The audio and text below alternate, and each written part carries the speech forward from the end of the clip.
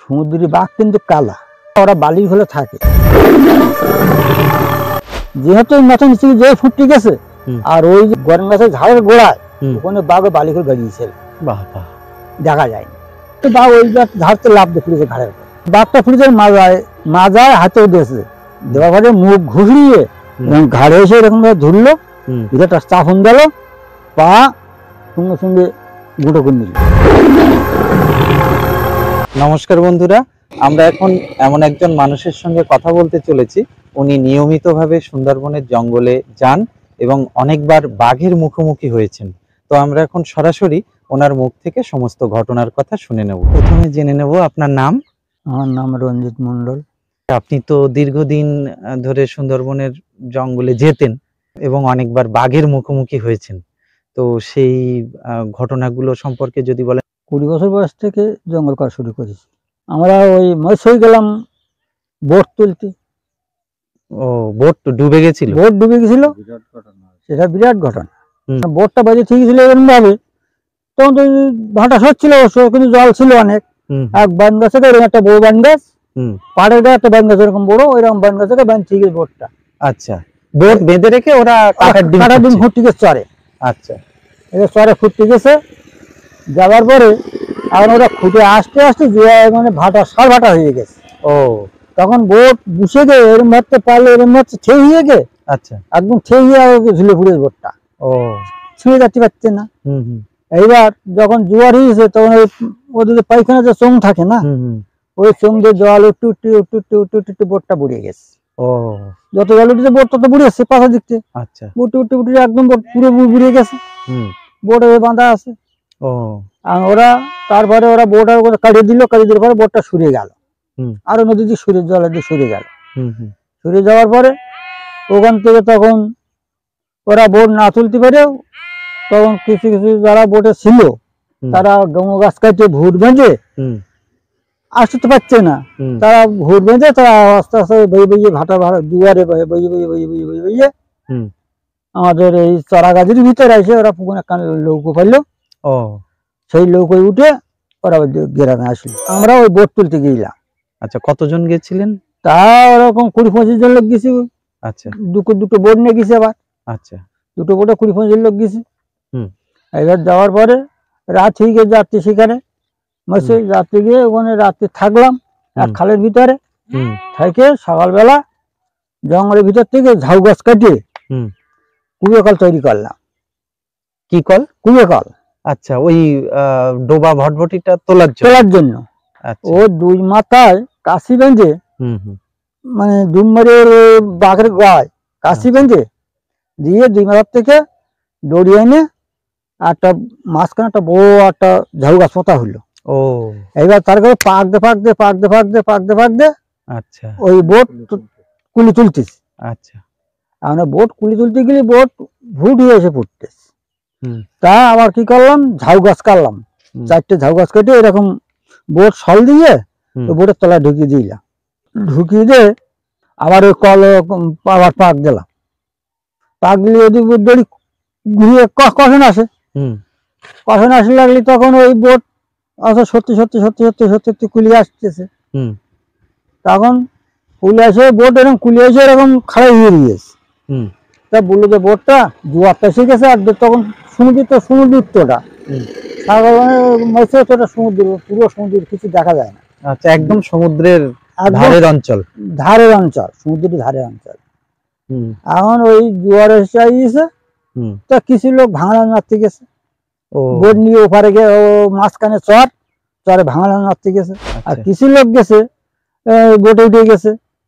আমি আর আমার কিনে মিস্ত্রি আর আমি বোট টেনে এসেছি, আমার তালিমশাই সুধীর হালদার আর সঙ্গর হালদার, ওরা ওই জঙ্গলে শোল খুঁটতেছে। শোল মানে এই যে পাইপ জাল টাল ধার দিকে ভাসে না, ভাসে যেগুলো, হ্যাঁ ওই সব শোল বা সমুদ্রের পাড়ে এসে ওগুলো জমা হয়ে গিয়েছে। আর ওই খুঁটুকুটেরা ওই জঙ্গলে কাঁদে কাঁদে খুঁটুকুটেরা আসতেছে। আর আমরা এইখান থেকে ওই খড়টা এত দূরে আমরা জঙ্গল এত দূরে চরেটা। তো ওরা ওখান থেকে খুঁটে উঠে আসছে, আমরা বোট টেনে একটা খাল আছে, খালের ভিতরে আমরা আসবো। তা আমি খালের মুখে যাইয়ে সেখানে গ্রাভিটা দিছি, জোয়ার উঠতেছে তা উঠুক, আমি গ্রাভি দিলাম। গ্রাভি দে তা আমার কিনে বানায় বলতে পারেন যে কি তাহলে হাতে উগো ডেকে নিছো। আচ্ছা, এ সমুদ্রি বাঘ কিন্তু কালা, ও ওরা কিন্তু ডাক শোনে না। আচ্ছা, ওরা কালা, ওরা বালির হলে থাকে। আচ্ছা, তা পুরো ফাঁকা মাঠ, পুরো ফাঁকা মাঠ, দুই একটা গঙ্গ গাছ, আর কোনো ঝাপটি কোনো ঝাল এন্ট্রি নেই। এবার আমার সুধীর দেবেন সুমর হালদার ওই খালে পার দিয়ে সোজা মাঝখান ভাই জঙ্গলের ভেতরে ঢুকে যাচ্ছে, মধু চেষ্টা করতে যাচ্ছে। ও বাবা! এবার আমি গাছতলায় যাইয়ে ওখান দাঁড়িয়ে কিনে মিস্ত্রির কাছ থেকে একটা বিড়ি নিছি, নিয়ে হয়তো বোনে একটা বিড়ি দাও, বিড়ি খেয়ে নি। তাহলে তুই বিড়ি আর খাবি কি, হয়তো ওরা ডেকে নিয়ে আয়।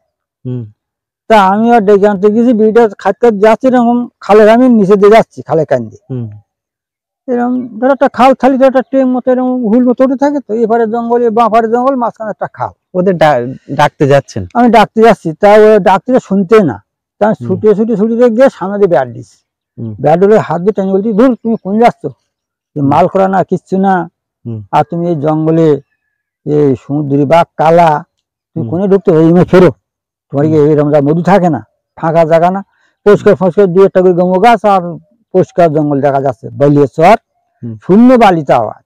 আচ্ছা, ধুলো উঠতেছে বালিতে। এখন ওগুলোকে আগে দিছি, পেছনে আসতেছি, আস্তে আস্তে এখান থেকে বোট ওরা দাঁড়িয়ে দিচ্ছে, আমরা এখান থেকে ধরো ওই বড় গাছটা ওরম জায়গা ধরো সুধীর হালদার কিনে এসে দাঁড়িয়ে দিয়েছি ফাঁকায়, আর আমরা এরকম ফোনটা এসে গেছি। এখন ওগুলো কি করেছে, ওগুলো বলছে আজকে কিন্তু খালে বেরিয়ে দিন।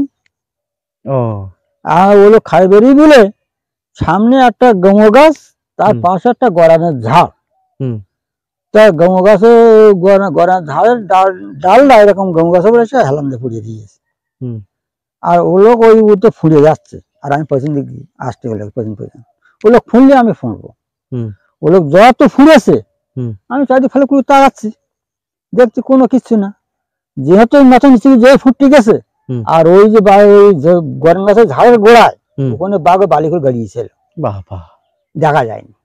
মানে গরান গাছ তো বেশি বড় না, বেশি বড় না, ছোট, যা কোমর সমান খানি উঁচু। আচ্ছা, ওখানে লুকিয়েছিল, আর তারই উপায় হলো আমি গেছি, বলো উপায় তো আমি গেছি।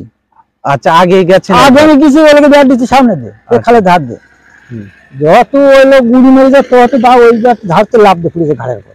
বাবা, ঘাড় যখন লাভ দিয়ে ফুড়েছে, তখন এরকম গলা ওগুলো বাঘটা ফুড়েছে মাজায় হাতেও দিয়েছে, দেওয়া ভাবে মুখ ঘুরিয়ে ঘাড়ে এসে এরকম ভাবে ধরলো, একটা চাফন দিল, পা সঙ্গে সঙ্গে গুঁটো করে নিল। আমি পাশে দাঁড়িয়ে রয়েছি, বলো আর দুজন, আর কেউ না, পাশে দাঁড়িয়ে রয়েছি। তখন ওখানে দাঁড়িয়ে আমি হাঁক মারিছি, খুব সই জোর তিনটে হাঁক দিছি, যখন বাঘ আমার চোখ মানে চোখে চালিয়ে যখন চোখ পাকাচ্ছে, তখন আমি দেখছি যে আমি কোন জায়গায় দাঁড়াচ্ছি, একটা গাছ তো আমার সামনে দরকার, না তো পুরো বাঘ ও ছয় তোমার ধরতে পারে, তোমাকে চিন্তা করতে বলো। এখন ওই যে ওই পাশে যে গম গাছ না, ওই গম গাছের ওদিক লক্ষ্য রেখে ওই গম গাছের ধারে গিয়ে আমি দাঁড়াইছি। আচ্ছা, দাঁড়াবার তখন দেখছি বাঘ কোন দিক যাবে, বাঘ তো ওদিক খালের দিকে বেরতে পারবে না, ফাঁকা বেরতে পারবে না, বাঘ যাবে আমার দিকে আসতে হবে, ওই রাজনা বেরতে হবে। আমি তখন ওই বাঘ আমার বাঁয়ে রেখে, ডানি ছিল ওই বাঘ আমার বাঁয়ে রেখে ওখান থেকে ছুটে, ধরো সাইকেল অদূর থেকে ওখান থেকে ছুটে একদম গাঙে পড়েছি। গাঙে যখন পড়েছি তখন আমি হাঁক যখন মারি, তখন তো ওরা তো হাঁক দিয়েছে, দেওয়ার পর ওরা ওদিক থেকে বোট চলে আইয়েছে। আসার পরে এই যে আলী, চারুর বাবা, ও আমার কিন্তু ডেকে নিয়ে গেলে বললো, দেখ আমি যতক্ষণ ওই জঙ্গলের মাটিতে থাকবো ততক্ষণ তুই আমার সঙ্গে থাকবি, আমি যখনই বোটে উঠবো তুই তখন বোটে উঠবো কিন্তু। তাই ও লোক বোটে উঠে গেছে, মাছ মারতে গিয়ে দিয়েছে, আর আমি বোট টেনে নিয়ে এসছিলাম, আনতে যাই ওই বোট টেনে দিয়ে ওই ঘটনা ঘটে একদম পুরো আমার সামনে। যার উপরে আক্রমণ ছিল ওনার নামটা কি ছিল বললেন? সুমঙ্গল হালদার। সুমঙ্গল হালদার, হ্যাঁ। আচ্ছা আচ্ছা, তা ওনার আর লাশ আর পাওয়া যায়নি, আর আনতে যাওয়া হয়নি।